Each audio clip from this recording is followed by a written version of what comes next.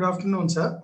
So it Thank was you. nice to have you here for this interview. Here, my job is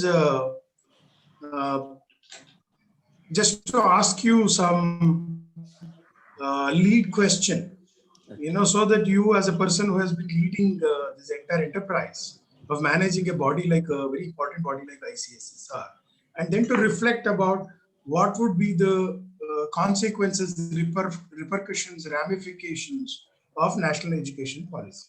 So let's start our conversation. That the NEP has come, which has all kind of fascinating claim, and there is surprisingly kind of welcome to national education policy from all kind of sections of the society, and probably this is one of the most historic moment in the sense that first time in independent India there is this kind of massive debate about national education policy has occurred from all kinds of surprising corners. So given this situation, now, you as a head of an institution, you have been coordinating very important body pertaining to research and funding of social science, scientific research. How do you see the impact of NEP with respect to your current program of how ICC SSR exists? And how do you see its future? Uh, well, definitely, Dr. Chitra. Um, I'm equally happy to be there with you this afternoon and share my views on the very important issues related to new national education policy 2020, and maybe also researches and within researches, particularly focusing on the social science research or maybe the interdisciplinary research. Uh, well, this education policy was definitely being thought about for several years now, and we wanted this change to take place. I think a new policy has come after 34 years, which is a very very big change. Uh, I think the way world is changing at a very fast pace, the way technology in the world is changing. And when I say technology, you could recall that in the recent past, emphasis has definitely shifted to skilling and reskilling people. When I say skilling and reskilling people, that essentially implies that it is in respect of the new changes that are happening in the world. The world needs a change type of manpower. Gone are the days when we used to think in terms of labor and capital being considered as the important factors behind any productive activity in the world. Within capital also, if we look at last 50, 60 years, there is immense debate, discussion, and almost an understanding that more than physical capital, human capital has become very, very relevant. And when we talk of human capital, updating human capital, broadening its horizon in terms of understanding and knowledge, they are definitely in need of the hour. So if any policy remains unchanged, untalked about, and unupdated for long 34 years, I think that type of a situation cannot be seen as something very good in a society, and especially in an emerging economy like India. So all of us and the entire country has definitely welcomed this change. I very much hope that the spirit, the kind of I'll say the kind of environment and the kind of uh, stimulation that this policy seems to be so far uh, providing to the people at large, I think it actually takes shape in days to come or maybe few years to come. So it's a very welcome change, and we are definitely going to increasingly focus on quality. And since I represent a social science research organization of the country, I will say the focus of the policy is since on research. So I see it as a very big change, which is definitely and which has definitely potentials to uh, bring about before us altogether a new India, which exists somewhere in between in our estimates and maybe some of our deliberations now. I feel, I mean, we should think about all things. We need to put the whole thing into motion, and the things here henceforth must start happening. Okay, this would bring us to a very interesting kind of question to raise. Now, you have already touched about the kind of changes that are happening globally and also within India. And one thinks that, we are not going to be affected by what is happening in our world. One would call us stupid or fools. I mean, as simple as that. So in that sense, you are rightly pointing out. So that takes us to another very significant question. If you look at the NEP document, both when they were talking about the university education, and also when they were pointing out to the kind of research and its quality, there was this extraordinary emphasis on multidisciplinary kind of move.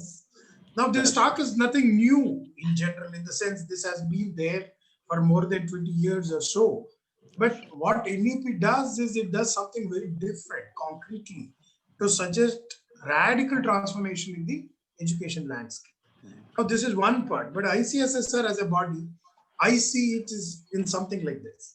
Now, if you look at the kind of funding that ICSSR has been doing and the kind of institution that it has been doing, one side it appears encouraging research in multidisciplinary area, but another side it also appears that it is promoting super specialization.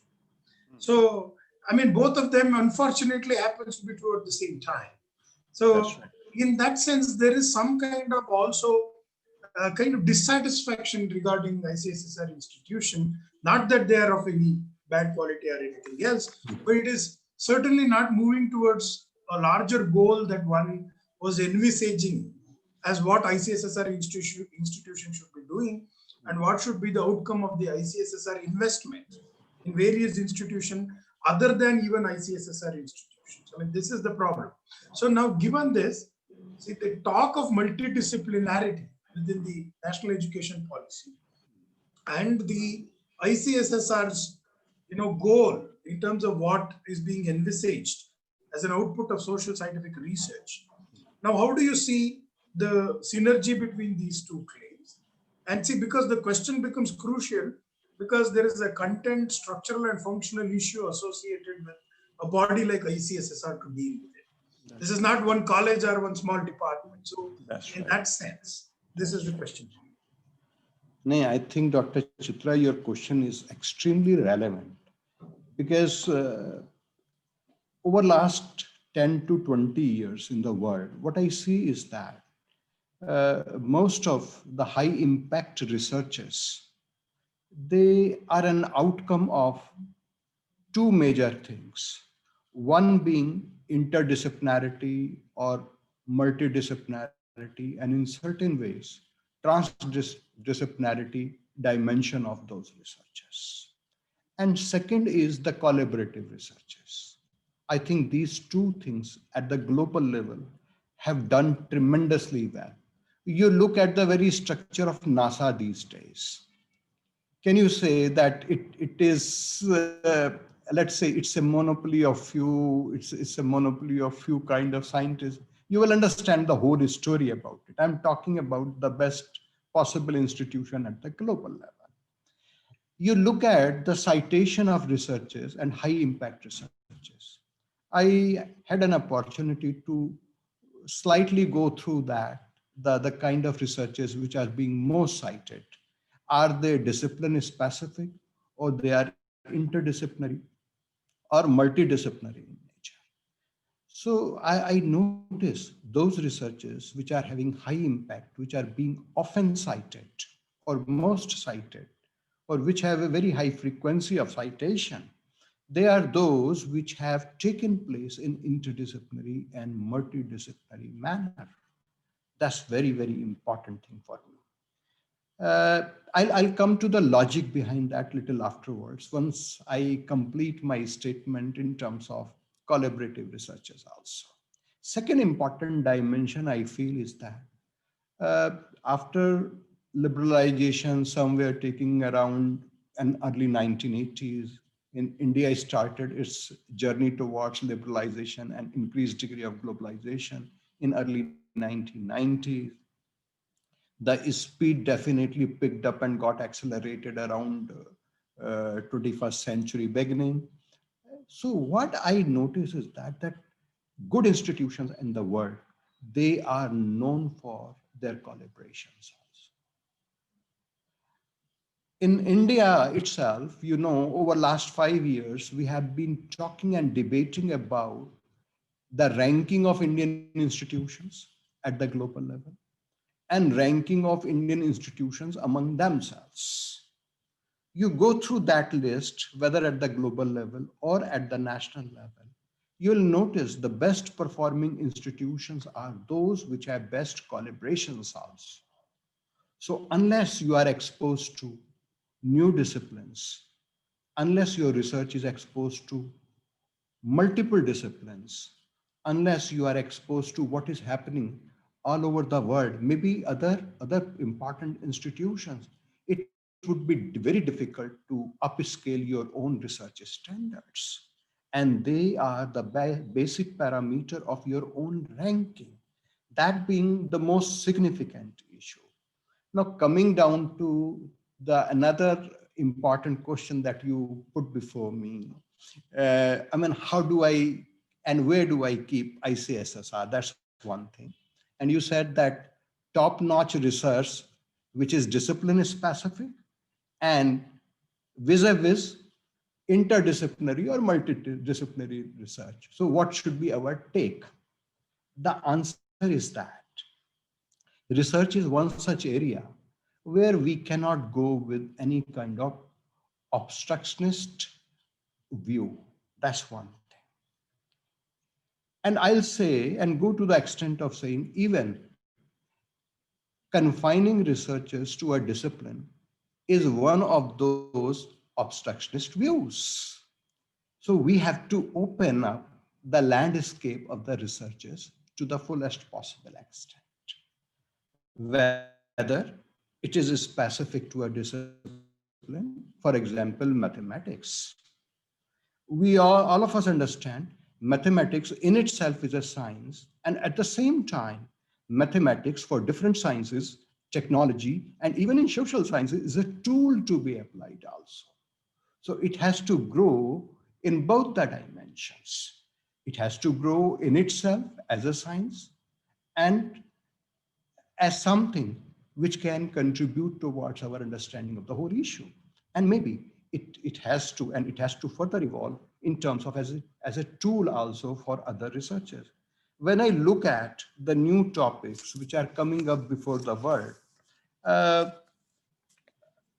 the list is, I mean, climate change, for example, water resources.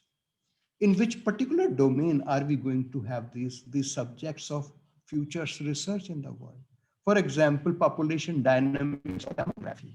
Where are we going to keep this? I was listening to many experts in the area because COVID-19 has definitely made health the top concerns in our mind. So I was participating in a debate where most of the experts belong to the health itself. And many of them accepted this fact that health is no longer a concern for the medical practitioners. It is much more than that. When we say health, and during COVID-19 time, it has been definitely established more than what existed before this period. The important thing is that when we talk of health, at the same time, we are talking of hygiene. Now we have to understand this reality, whether hygiene is a social reality or is a cultural reality, that fact has also to be appreciated. And when we say use mask, hand wash, cover your hands with gloves also, right? What exactly are we talking about? We are talking about a culture. We are talking about a value creation on these things. And similarly, when we say sanitation, clean drinking water, energy production and energy conservation also. So we understand we are not talking about any discipline specific issue. We are talking much more than that. And within a discipline, for example, how solar energy can be further optimized. I think if that is the problem before us, so we are moving towards discipline specific subjects. So we need to understand. And as I said in the beginning, in the interest of knowledge creation and knowledge dissemination, I think it's a must for us that research remains unobstructed from any kind of hindrances, whether these are discipline related hindrances or these are, uh, let's say, systemic hindrances of any kind. So this is how I definitely envision the future of researchers, not only in India, but also in the world. And I'm very, very sure the way we are talking about Industry 4.0, now one who knows who has some understanding of Industry 4.0 knows what it is going to include. It is going to include big data analysis. It is going to include robotics. It is also going to include artificial intelligence. And you are attaching to that the economy and economic concerns, industrial production, demand, consumer behavior. So what are you left without? So this is the kind of interdisciplinarity or transdisciplinarity that we are definitely going to talk about. Okay, let me now come to more specific question to ICSSR. Since your answers are quite fascinating in terms of building a culture of collaboration and envisioning kind of breaking the barriers of the disciplines and saying, trying to stretch out and learn from each other is a very fascinating idea. But let's come to certain realistic goals. So if you look at the current, let's say take ICSSR institutions, and there are a set of people. So you are already given. Now NEP envisages itself to go to somewhere. Now this travel from the given. See, in the given, there are extraordinary people, and there are gatekeepers who does not want anyone to come inside. And in fact, it has been a general complaint across ideological spectrum that ICSSR institutions have a kind of a stone wall, built iron wall built that there is very limited possibility for entry for somebody else to make anything innovative. Okay, and also it is muddled with a whole range of bureaucratic regulatory kind of a function. Now, this is what is given to you as the secretary of ICSSR. And I mean, you have no control over it. I mean, it is given to you. Now, from there, let's assume that, I mean, what you said is absolutely in line with what NEP envisages in terms of what is that culture that needs to be brought in terms of thinking about institutions. Now, you have the key in the sense that you are the funding agency, right? Now, in that sense, there is, even though you are not the total regulator, but you have the key to regulate in different way or the other, not so much to regulate, but facilitate and promote certain culture. And so far, what we hear from ICSSR is that, you write some project proposal to ICSSR, and there is a committee and somebody gets grant, somebody doesn't. But there are much more functions which are anticipated from ICSSR that in terms of capacity building, not just disbursing money, but much more. So from that point of view, I know within your limit of bureaucracy, I would want you to reflect about some of this concept, because there are extraordinary people in these institutions which are islands, and the gatekeepers are quite big in number. This is not my claim. This is a general understanding that people have. There are committee reports that have been reported about it. There are multiple restructuring of ICSSR reviews have happened. I mean, you know much more than me. So therefore, you are the right person to talk about that. If our goal is this NEP's goal, that visualizing a new landscape of education and research, that do in higher education, and ICSSR holding the key to social scientific research, and given the scenario within which these institutions exist, how do you see this movement, and what do you think is the role of ICSSR? Well, I think this question is largely around the ICSSR's own working and the working of ICSSR research institutes. And I know ICSSR is now 50-year-old organization. In 2019, it completed 50 years, and now it is definitely completing its 51st year. Uh, my understanding is that any research organization or the research agenda in any country or society is set by the popular things, the things in demand, maybe the type of governments, maybe what is being articulated in the different institutions at the global level with which we might have collaborations. So it is a result of all these factors taken together. I will say a few things. Uh, I think when I talk about social science research, I must try to look at the research in science, technology, agriculture, medical science, every possible domain. And we do try to compare ourselves with them also. Of course, every domain or every spectrum differs from the other spectrum in certain ways. There are certain issues on which it would definitely score over and above the other spectrums, and there are definite factors on which it would definitely be underscoring as compared to other spectrums. There is no doubt about it. But very important and the beauty of social science or all subjects of social science is that social science finally culminates into a policy discourse, dialogue, formulation, and assessment. There is hardly any country. I know various institutions of the world, World Bank or IMF or Asian Development Bank or UNESCO or UNCTAD or WTO. You notice their working. Who are the people involved? So everybody would get that science and technology people, they act in advisory roles. As far as policy making role is concerned, then social scientists, they have to take the lead. So responsibility is very big. And I understand, and you would appreciate that point. In science and technology, we are largely dealing with objects. In social science, we are dealing with the people. Predicting behavior of the objects is a very far more simple thing than predicting behavior of the human beings, because they are subject to rapid changes themselves.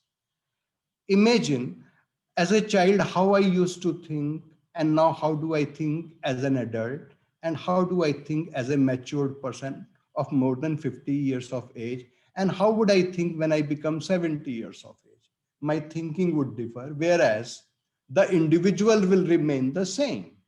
So this similarly, society has got its own life.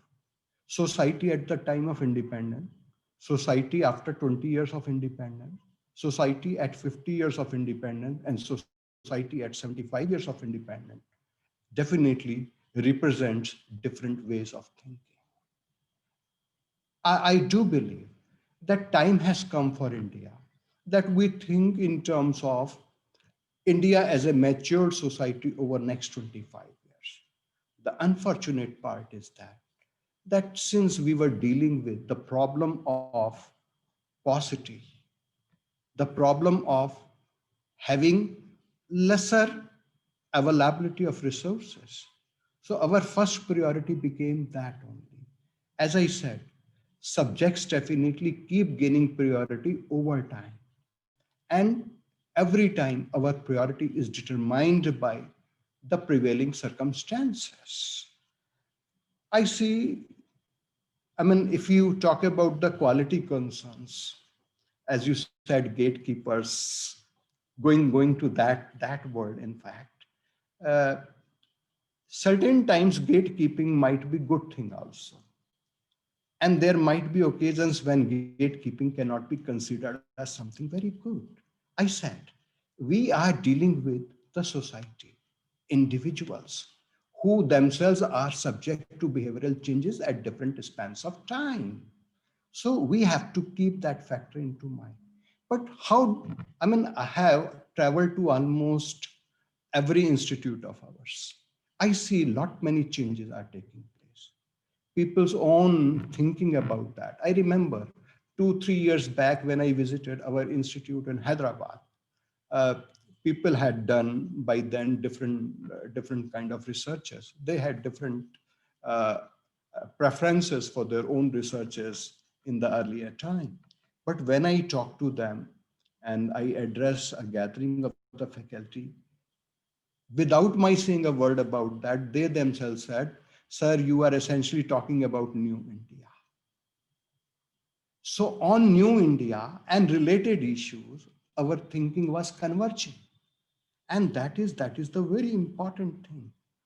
As far as the issue of capacity creation or capacity building is concerned, every year and prior to this COVID-19, we were taking up almost 70 capacity building or research methodology programs.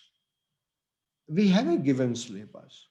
And I remember 2 years back, we made it mandatory that in every capacity building program or research methodology program, research, real research issues, what you have researched in, what you have published, how data was collected, how data was analyzed, how interpretations of those findings were done.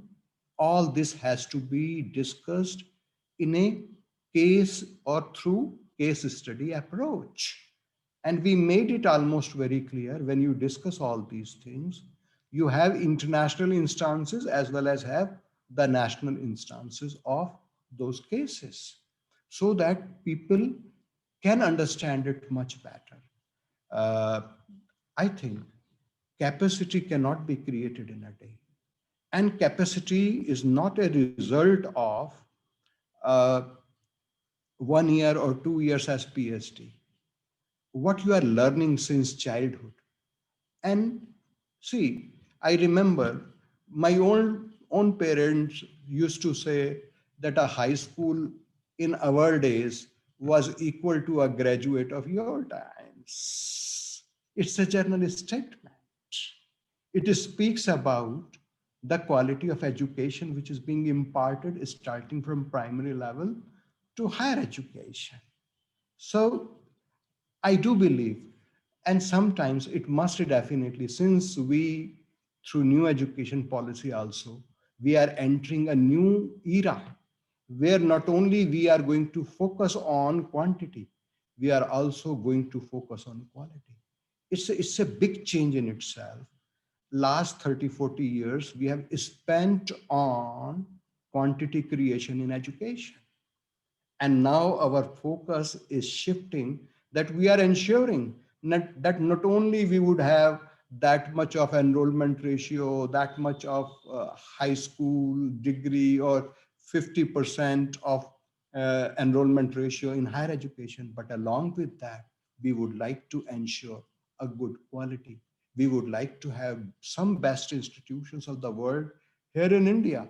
And among Indian institutions also, we would like to have some very good institutions which would inspire other institutions as well. So what I'm trying to say is that our focus, which there was a time at the time of independence that not 20-25% people were educated. Then we went for the quality, the quantity of education. I mean, we must have a larger number. Now we have this realization in this draft of NEP that quality has definitely suffered a lot. And it is irrespective of social science. Let me be very, very clear on this point. I'm very clear. If that had not been understanding or the appreciation of the problem, it would have definitely caught the attention of the policy makers in the draft itself, and they would have themselves said that quality of education in social sciences has deteriorated at a much faster pace than the quality of education in technology. So that's not the scene. And when we talk about our graduates, postgraduates, research scholars, are they in terms of skills, in terms of market expectations, are they becoming really a market ready lot or not? It's a big question on our quality and skill level? I think these are the questions which need to be addressed, and which are sometimes people are not vocal in saying. But I have tried to put it straight that the quality is a concern cutting across disciplines. It is not a merely social science concern.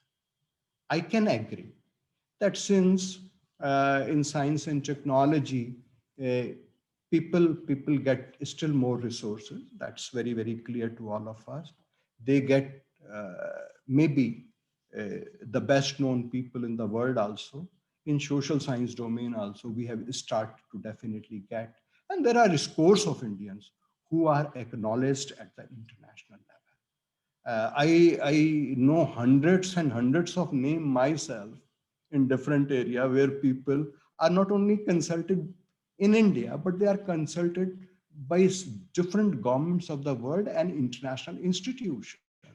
So the only thing is that we need to take it further. We need to motivate people further and definitely have a much more improved quality. And most important thing is that we update our human resources with the latest in the world. And that is the right now focus is on skilling. I'm very sure in days to come, we'll be saying skilling has to take place with reskilling also, because reskilling is going to be the order of the time. That sounds good. I mean, there is no dispute about this fact that there is a general concern for quality across the domains. That's right. Now, whether it is social science, humanities, or natural sciences, I mean, there is a general problem everywhere.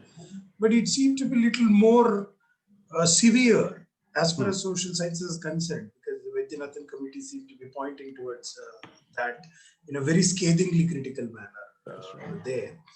But nonetheless, that's not the larger issue. The issue is that the question of transformation from the state that is given to the place where we intend to go. That's right. Now, that's where I think you made some interesting point. And let me make it even more sharper on the basis of your reference. So that would become interesting in the sense. Now, NEP talks about the layers of institutions. You know, research universities, teaching universities, you know, various kinds, type 1, 2, type 3, you know, institutions. Now, then it raises the question of already ICSSR has a layered funding. Now, there is this host of ICSSR institution, and then you fund certain set of, you know, universities and specific projects. And then you have general call, which is accessible to even undergraduate colleges, right? Now, there is a new hierarchy of institution which is going to emerge. Now, one is this hierarchy has to get transformed with the new hierarchy of institution, number one. And number two, these ICSSR institutions are also compelled to get some status. Either they should become part of some existing institutions or they should become deemed to be universities or something of the kind, is what is broadly visualized by the new education policy, because they do not want these institutions out of disconnected from the education landscape. So various ministries also have taken the position, like Ministry of Environment and Forest is now slowly phasing out their institutions. They're encouraging them to be deemed to be universities, and only selected institutions are retained with them because they wanted them for their routine procedures, but otherwise they wanted them to be universities. So given this, now would ICSSR push its funding more towards tier 1 institution because you're focusing on quality of research? Or would ICSSR want to sort of push the ICSSR institutions towards becoming university or some other kind? I mean, I'm not sure what it could be. And what happens to the status to the second level, third level, only teaching universities? How do they reach out to ICSSR? Because even though they're teaching, research, without research, teaching universities will be on the shaky ground. So in the long term. So this seemed to be a kind of a complicated situation that has cropped up due to NEP's proposals. Now, how would you see it? I'm not asking you a concrete proposal because it's too early to, expect a concrete solution. But as a person who heads the institution, how would you sort of see a roadmap towards this? Well, to me, this entire description around research intensive institution, teaching intensive institution, and degree avoiding institution, I think this is an approach. Uh, Certain things will definitely happen in this connection, and that is perhaps of the policymakers also. Uh, how do I look at the things in the long run? Is that I think due to this kind of a focus, what an indirect attempt has been made is that we are trying to promote researchers. When we say, when we talk of institutional rankings, you look at the entire composition of institutional ranking, the way it is done.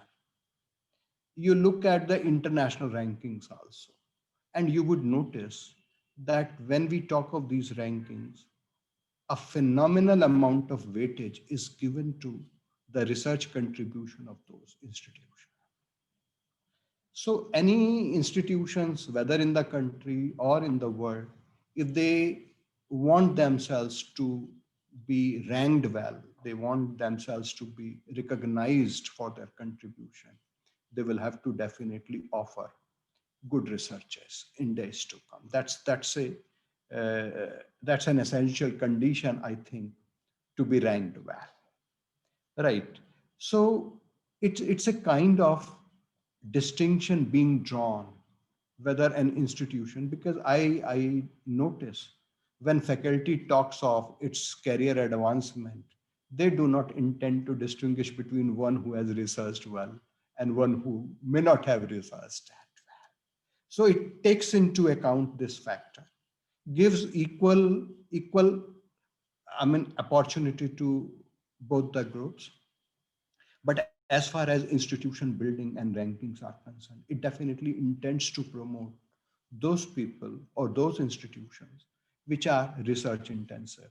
I'm very, very sure in my mind, 10 years from now, 10 years after implementation of NEP, the institutions which are looking at themselves as teaching intensive or which are identified as teaching intensive, they would definitely be within this period scaling themselves up for little research intensity as well.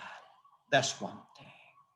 Right. Secondly, I feel uh, as far as ICSSR institutions are concerned, uh, now we are making it a question, and our funding remains open, and it remains open in a very competitive. I can share from my experience of different calls that we went ahead with.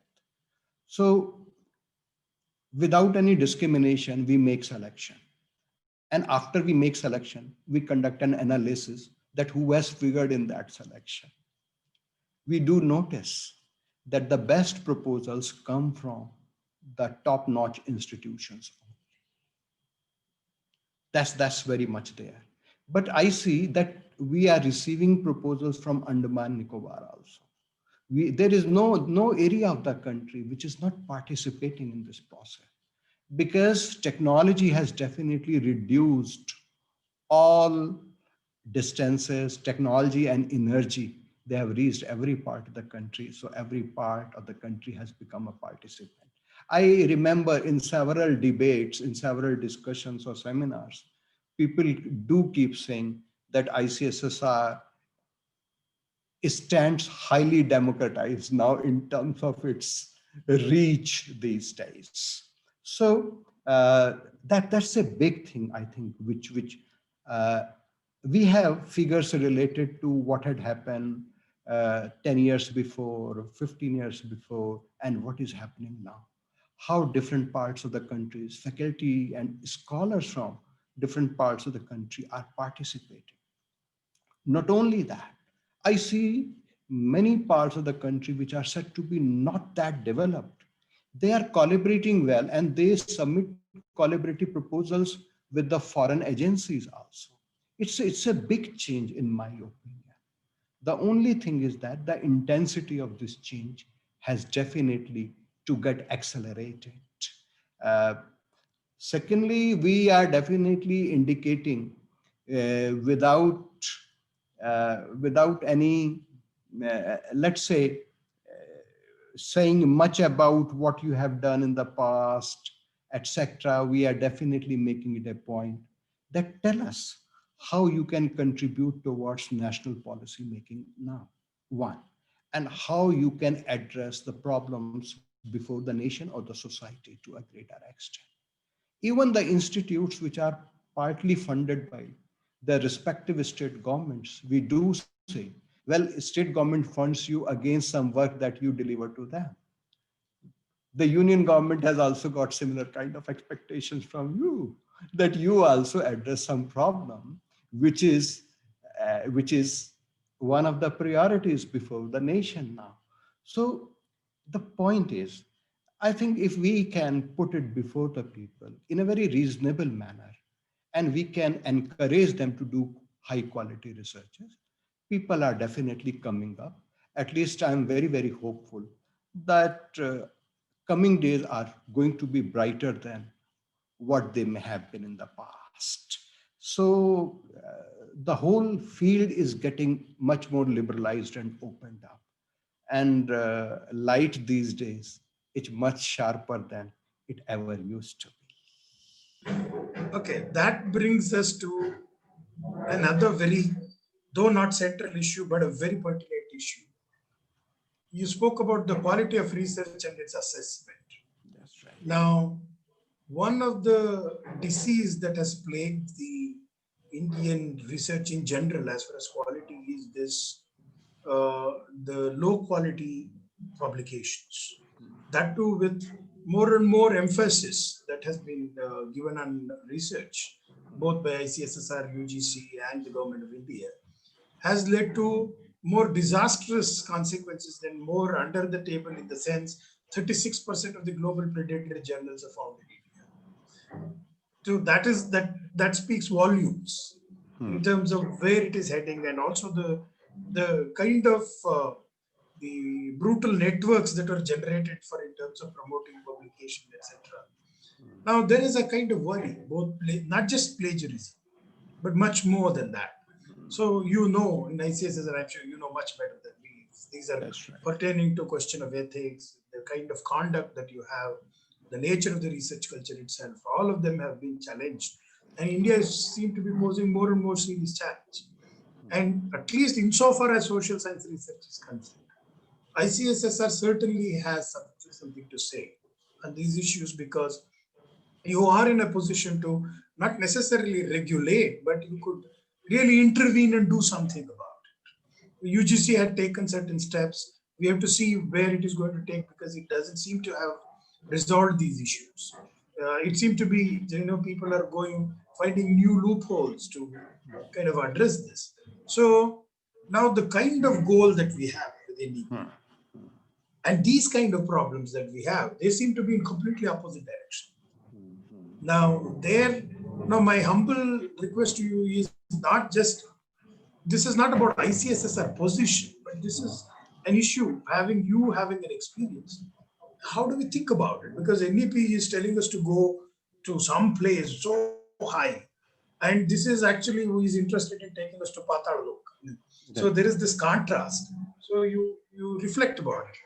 That would be very meaningful. See, Dr. Chatra, uh, it is definitely in continuation with my earlier responses. I said, uh, everywhere you look at the global phenomenon. For example, the whole world went for industrialization before the world started to think in terms of climate change. You can look at the examples of Britain, France, Germany, United States. All these countries, they went for, without thinking about climate change and the quality of life, they went for the wholesale industrialization. What I'm trying to talk about is that in the initial phases of development, the focus or the priority goes on the quantity. This is In India's case also, we were not publishing. But you look at the international statistics now. In science and technology publications, India's growth rate is 1.5 to 1.7 times more than the international growth rate of publications. That's one thing.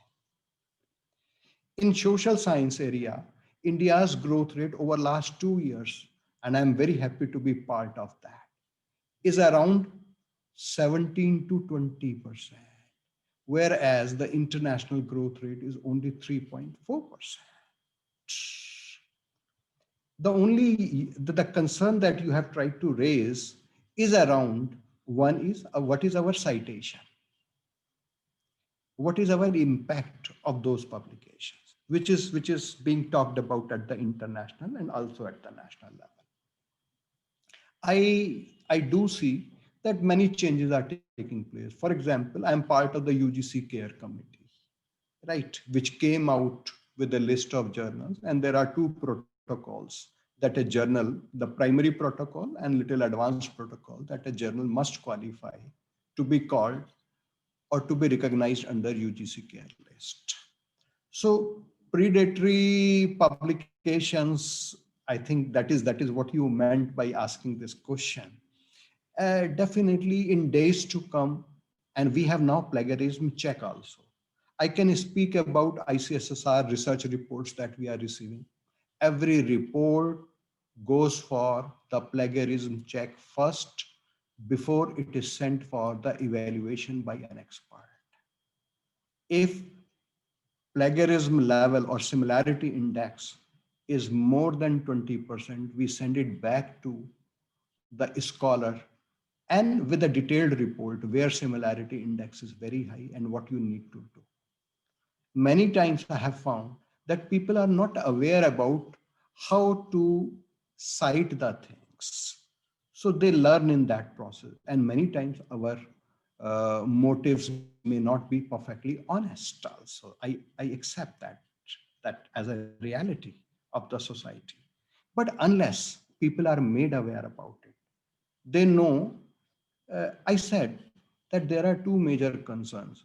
When UGC came out with a regulation way back in 2014 and afterwards also, and people were to be promoted, and for the first time API kind of system under 6 pay commission was implemented.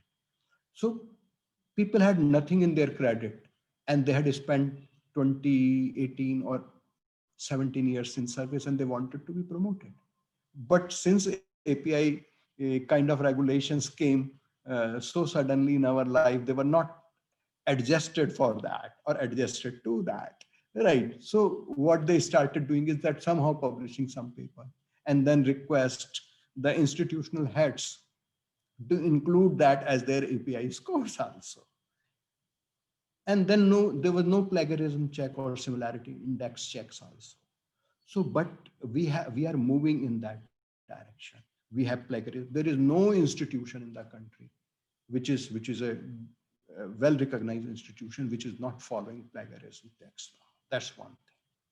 And now I know many universities, after UGC's preparation of the UGC CARE list, every university has definitely officially circulated that list of the journal. So it is being done. But as I said, we are starting to realize it now. From quantity, we are moving towards quality. And next phase of India, I see definitely a good combination of quality and quantity. Maybe you would find vacillation sometimes that on quantity front we would be coming down, but on quantity front we will be picking up. There would also be times when on quality front there will be slight adjustments.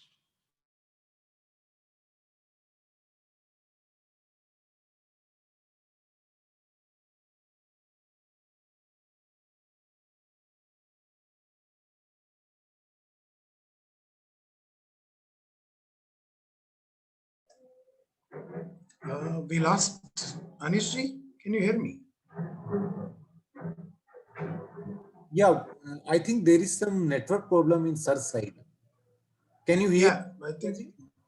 Yeah, I think we missed him. I mean,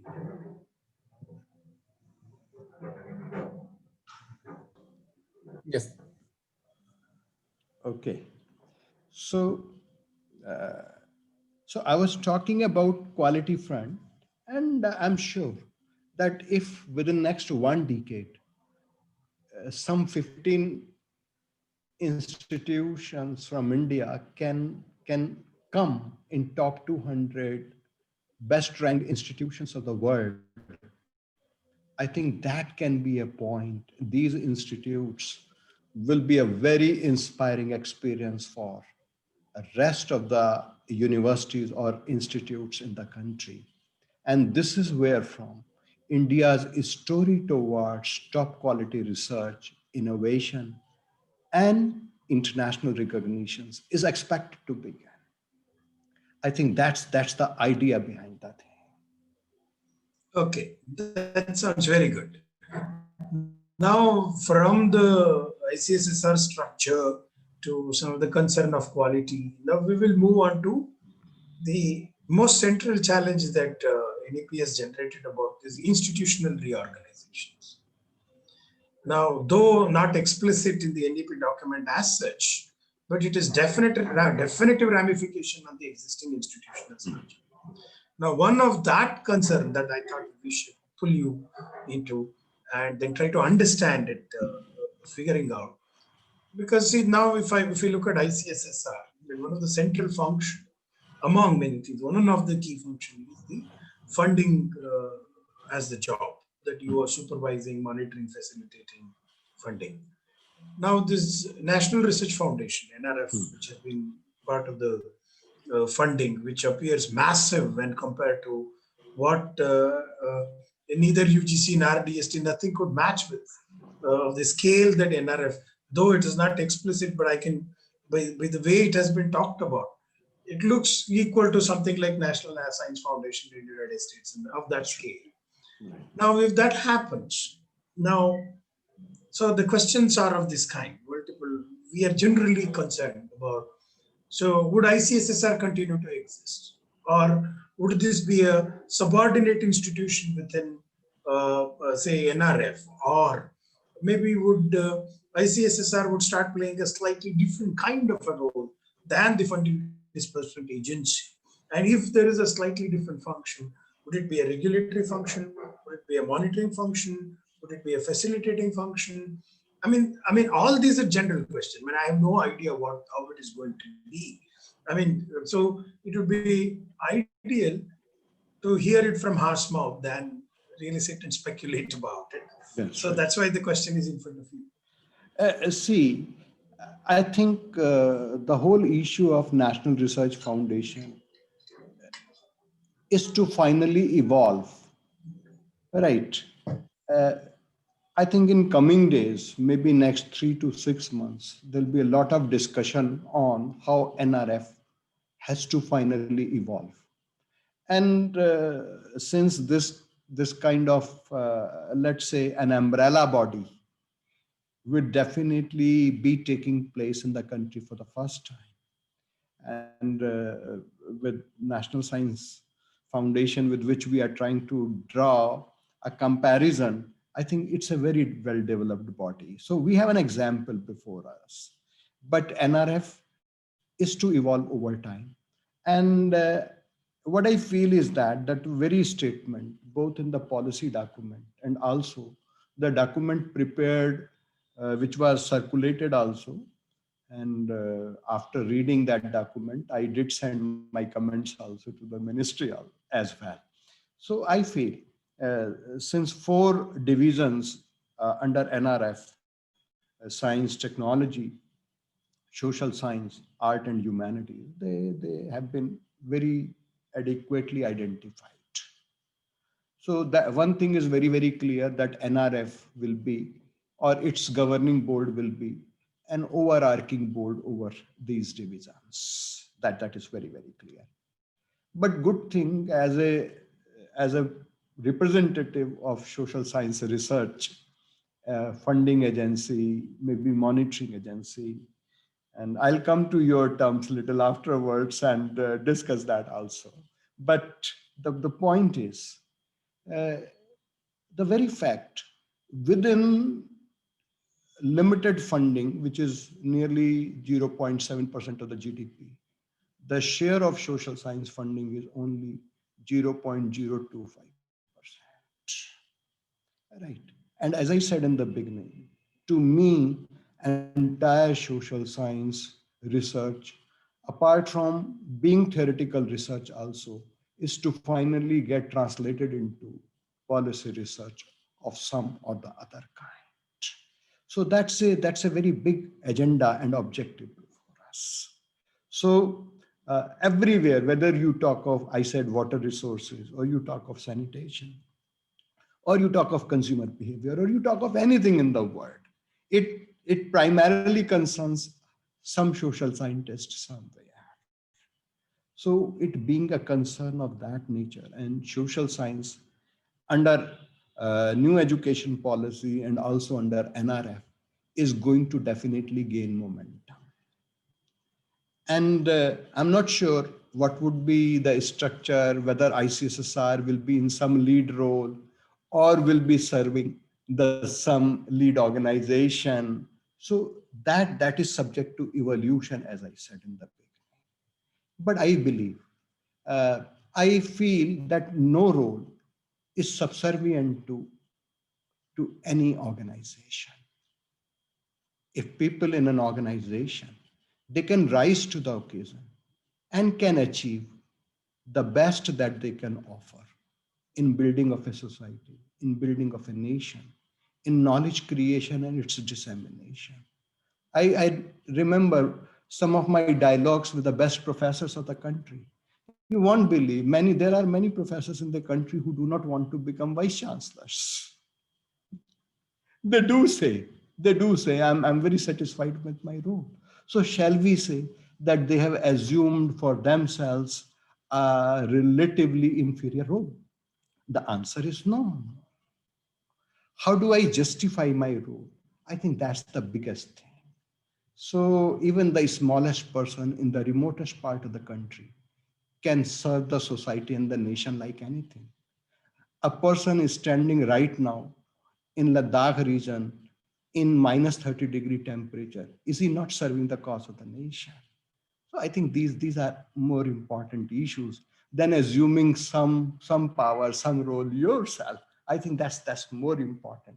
And as a nation also, we need to understand that. Secondly, as far as this question of whether our role will be funding or that of a funder or a monitoring agency or a facilitator, I see every agency like ours has to understand that we must be a combination of all of these. When we say we assume the role of a funding agency, we have to regulate to some extent. We have to follow rules. When we say we have to follow rules, our ultimate objective is to ensure high quality research in the country. If that does not happen, what for am I funding? Dr. Chatra, you started with the word investment, and I would like to be there itself. We mean we are investing public money into researchers. And finally, it must result into something. If it fails, not only there are individual failures, there are institutional failures in that case. And that we must definitely try to avoid. That sounds impressive. I can understand the difficulty because these questions have no answer at this point in time. But I mean, this is a good, because it sort of sketches some direction in which one could think. Right. Because these are also going to be the points which will be debated in next few months, which will be deliberated upon. So therefore, they're valuable. So let me once again ask a small question, which is some kind of a recap. Can I add something to what I said? Yeah, and please. That's a very important point. I mean, because your last sentence gave me still more oxygen to think in terms of something new. I mean, when we talk about the different spectrum of researchers in the country, one thing that I'm worried about, or I used to be worried about, and this NRF can take care of that, is that if you talk about what is uh, in single line, the broad objective or the mission statement of all researchers in the country will not get an easy answer. I think after formation of NRF, we can have that answer. If that happens, I mean, how the objectives in research in science, objectives are research in technology, that in social science or art in humanities, where do they converge? What is their mission statement? And how are they going to achieve their mission? That's the $1 million question before the entire nation. And this is one such occasion that nation can rise and can achieve that mission. I do not know if something is happening in the space science, how would that affect the society at large? So that question needs to be responded. And if something, if India becomes a 5 trillion economy by 2024, how is it going to serve the cause of researchers in science and technology? So this kind of relationship has to be built. And it is one such opportunity that it can really define that mission statement of the country. No, I think it's fairly reasonable. Not just fairly reasonable. It's a very important kind of an idea in the sense because we have a history of thousands of years of taking knowledge extremely seriously, and what matters to us is only knowledge. In that sense, today, if one would ask, and would all the research that happens around us or around knowledge, one would be not be in one line to really sit and say yes. I mean, in that point of view, I mean, you raised a very significant point. I mean, I mean, that's a very impressive progress, if at all we wanted to do. And I think, as an independent country, after 70 years of our independence, I think we really are going to get some independence to think. That's We have to get out of this problem and think together in that way. Yeah, however divergent the ideas are, I think it's worth sitting and fighting around it and thinking and arrive at some point. I mean, it's very fascinating. Okay, continuing with this, it's some kind of a recapitulation of what you have already articulated. Let me make the claim explicit because one of the important aspect of national education policy is this continuous improvement. There is a special emphasis which has been laid, repeatedly on that. Now, how would ICSSR? I know the immediate answer would be by looking at in last few years, the ICSSR program is oriented towards that. I mean, it's sort of, we are not here to say that you have not done that. I mean, but we were trying to ask you this question, that how would you see yourself in your role as a contributor to this continuous development? It becomes important because you deal with research bodies and your funding is only to research. There is nothing else that you're funding. That's So right. given this, you have a major role to say, you have a say there. So therefore, what is that? How do you see yourself there in continuous improvement agenda? That's right. I think, Dr. Chetra, you have raised a very, very important issue. And it definitely provokes me to go beyond the assigned role also. Right. And how do I look the things unfolding in days to come? So funding researches is one area. And in this discussion, I have talked and we have talked about capacity building also. Third important thing is that encouraging good literature in the country, the good knowledge and research-based literature in the country. That's third priority. And I'll go further. I see that you could recall in 2018, government came out with an idea of impactful policy research in social science, which was drafted by me. Right. And it was accepted, it was circulated among all good divisions and ministries of the government. Feedback was invited, and based on that, we made a selection of the subjects also on which research needs to be conducted in social science. So it's a usually successful scheme of the government. And I'm very satisfied person when sometimes it is said that it is one of the most successful schemes in research. You'll be surprised. There used to be 500, 600, 700 applications. But under this scheme, we have been receiving more than 2,500, 3,000 applications. And our task, see, popularity of a scheme is one thing, but as a funding agency, I understand making a selection of 200 final proposals out of 600 is much easier task than making selection of 3 to 400 proposals out of 3,000 proposals. 1,000, yeah. So it offers its own challenges, right? And you have to take that selection procedure uh, through a very rigorous system.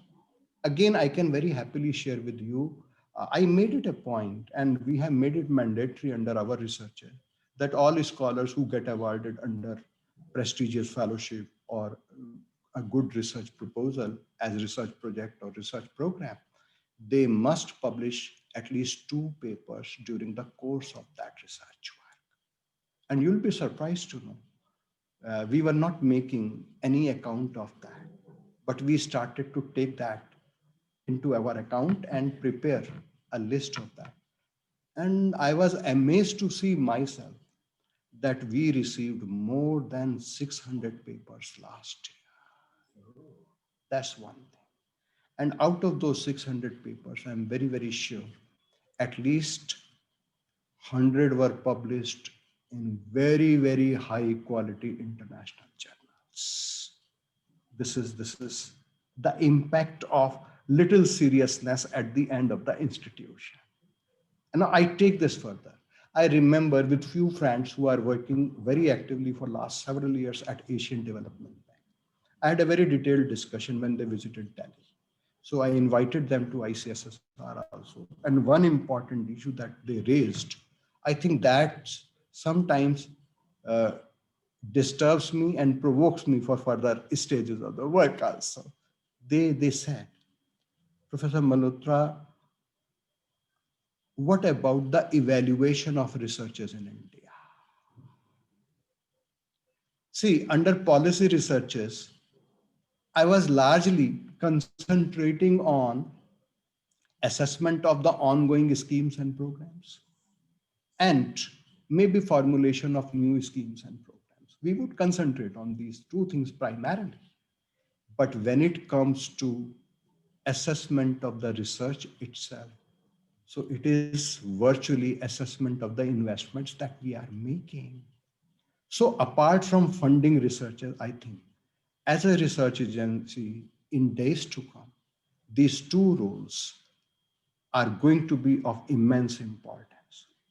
The assessment of the researchers in the country and at global level, that's one thing. Maybe through our own agencies, maybe through international bodies also. And secondly, a fair, frank, and objective assessment of the government schemes and programs also. I think this is where the researchers must finally lead. And if they lead towards that, they would make a big contribution in the nation's life. This is quite promising, that to sort of objective reassessment of the government program itself. That's because right. there is some way in quality assessment happens, it could be strengthened because there are mechanisms at place. That's the only right. question is how do you strengthen it, sharpen it, and Right. building it further. But in terms of reassessing the existing programs, and if required, modify them, throw them out, put the new one in place. I think that is a very courageous and bold step. Because right. there is the saying, no, in government things start and they never get shut down. And I can share with you, we started to assess our researchers, especially doctoral researchers, in terms of what are the outcomes, where are they getting published, how are they being received in the job market, and very importantly, how are they being recognized at the international level. And I was very happy to see, and I can share with you, last year itself, among our doctoral scholarship awardees, at least 8 to 10 scholars got Fulbright fellowship also. So it definitely gives credibility to your own selection procedure that you are on the right track. I think these kind of international parameters can be added for your own self-evaluation of the success of schemes. And that is what not only research agencies should be doing, but I think it should be applied to most of the welfare schemes also. So we can have such parameters of assessment. Well, that's quite pleasing to hear, nonetheless. Because you see, you don't hear such things from government agencies most often. So That's that makes it more, that's a bold step. That's So that I think that increases more optimism amongst us to look at the agencies. So we are coming towards the end. There are a couple of questions. I mean, I don't want to take much more time of yours in busy schedule. See, one of the most important issues that is very crucial for India, Indian culture and traditions, is that one of the most fascinating thing about new education policy after Kothari Commission, this education policy emphasizes on Indian ethos, being India centric, emphasis on Indian knowledge systems. Basically, there is a broader perspective of looking at India and a tradition in a far more serious way, and also to consider, not just acknowledge, but to consider that there are fascinating things that Indians have to offer about human beings and cultures and society. And there is a deeper reflection, and there is this awareness that it has to be brought into 21st century language. It has to be rethought, and these ideas, which is stopped because of various reasons, had to be developed further as knowledge. I mean, this emphasis is quite refreshing in the national education policy. And now, the question to you, it's a very straight question. So without mincing the word, now this would in some sense call you to have a realignment of the function, not necessarily the goals of ICSSR. Okay, the goals have never been a problem, but the way, the structure and the way it functions, there is a general tendency in society. I mean, till very recently, that there was a contempt towards India and the tradition, to reflect about a past in one particular, either romanticize it or develop contempt. But sort of junking both these approaches and then coming to terms with saying that, look, there is a tradition which has a deep history of experiential knowledge, which has reflected very, very seriously, theoretically and practically. And take that seriously, build as a foundation to reflect about human society, not just of India, but also, I mean, generally about social sciences. In that sense, science of society is yet to come. And I mean, of course, many social scientists would acknowledge it. I mean, in that sense, there is this foundation that needs to be brought on Indian thoughts. So, in that sense, how do you see? Because it requires you to realign functioning and looking at, some of the epistemic orientations of the institutions. That's Because right. I don't need to tell you. So you know it because you are in the midst of it. So your views on it. Well, my understanding suggests me that knowledge is a cumulative concept. So those of us who prefer to say that I will attain knowledge, well, in a society which is said to be knowledge based, there was no past, no culture, no tradition, right? So I would not like to take it as that, because for an individual, knowledge is a cumulative concept. For a country and a society, again, it stands as that reality, that knowledge continues to be a cumulative idea. And a true scholar, I have found that they always would start from what has existed in the past. In scientific researches, we do a literature review. Does that literature review ever limit us not to go beyond a point? The answer is no. Right. At times, we fail to capture. An unfortunate part is that when uh, countries like India or countries as great as India, they fail to capture their past, I think they disconnect themselves from their own knowledge tradition. So there is an attempt to again make us understand. I'm not saying going back to those days and get glued there itself.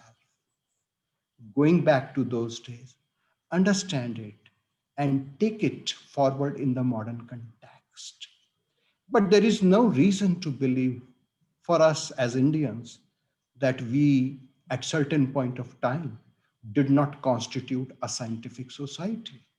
Because for me, a society which was known to be one of the most ancient and impactful civilizations, a society which was deeply into mathematics, metallurgy, healthcare, grammar, languages, art, and whatnot, architecture, music. So we are talking about that society. So if we fail to understand, for example, if somebody says, no, I will perform Bharatanatyam without knowing its past, can one? I would start singing without knowing what classical singing is all about. Can we? The answers are very, very clear. And let this whole idea of scientificism not come from the hollow minds. Let it come from very accomplished minds in a very accomplished manner also. And I think if we can, I am reminded of Swami Vivekananda that I can know myself when I know my past.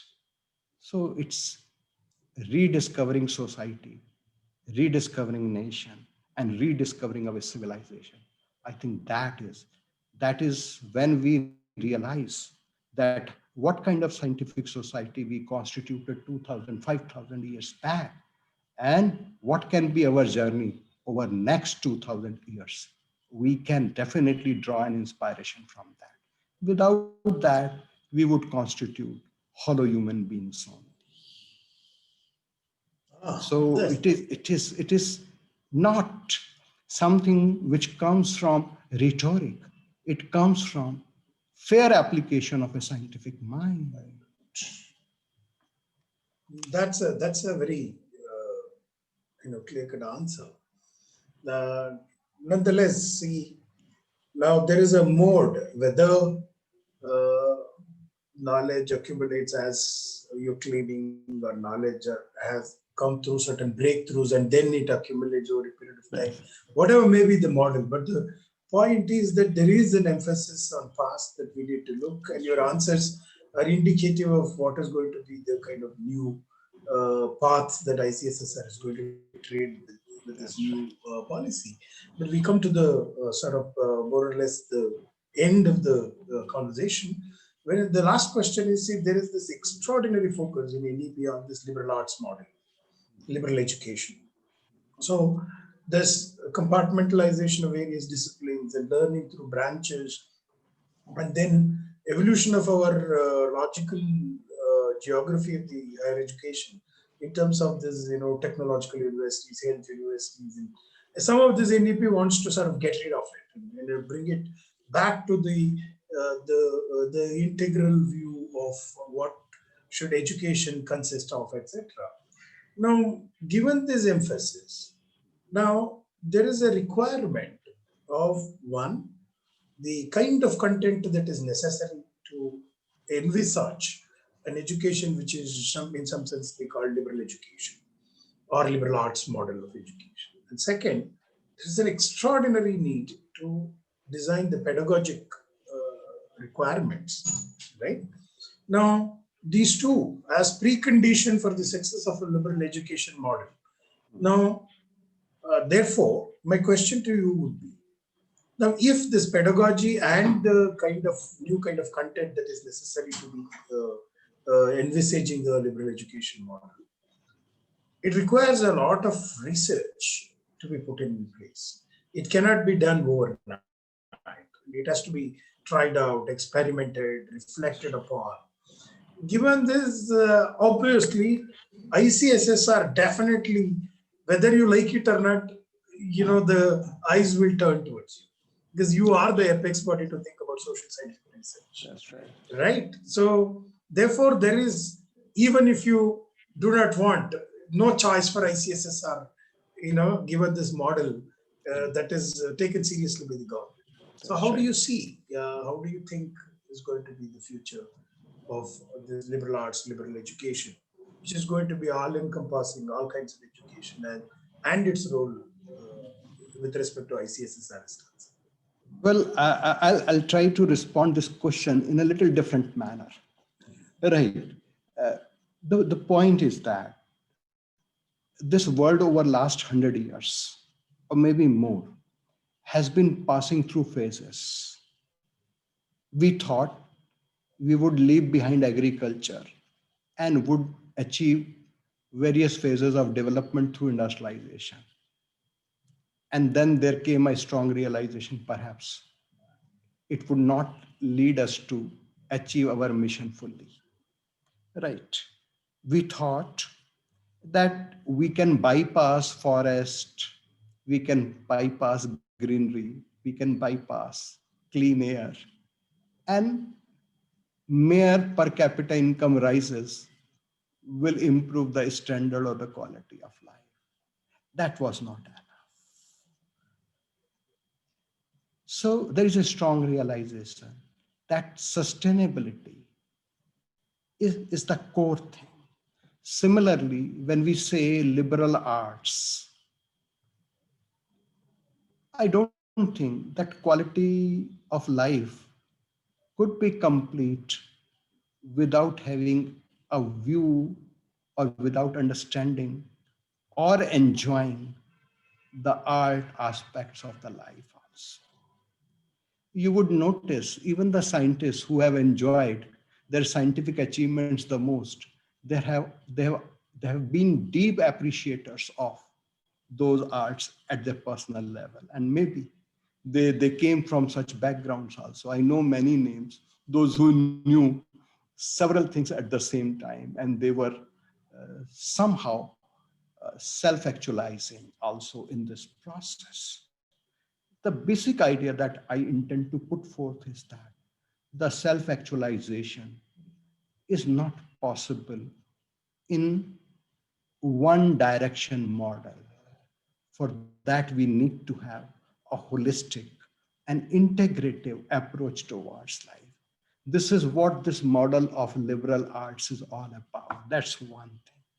And it definitely offers its own challenges because you have to combine your discipline specific acumen with the multifaceted approach where a true liberal person involved in or deeply entranced in the real pleasures of life could be achieved. So I think this is for me, it amounts to spiritually actualizing yourself while doing a big or the marvelous job in your own basic profession. So that is the approach somewhere. So I would be a very happy person if, apart from contributing towards facilitating the researches in the country, I can sing a beautiful song also. So I would like to say it like that. That sounds pretty interesting. I think it was quite a fascinating conversation with you. Before going, Anish, do you want to add something to this? But anyway, it was delightful talking to you. Thank you. And Thank you. I'm very happy that you pulled out, one little more than an hour time for us to That's right. have this conversation. So that first part, and then I will leave the session to Anish now. Right. Thank you so much, Professor Malhotra, for such an insightful interview and Thank you. sparing time from your extremely busy schedule. Thank you. Thank you. Really a privilege to listen to educational leader like you, and Thank you. Thank you. tempted us to take more time than we asked for. Definitely. I'll be there all the times with you. We No asked problem. only for 45 minutes and we took more than 1.5 hours. It is one hour and 25 minutes. I could see Yeah. the. So please accept our apology for that. No problem. I also enjoyed conversing with Dr. Chatra, and you were there also on the screen. So it was still more motivating, in fact, in several ways.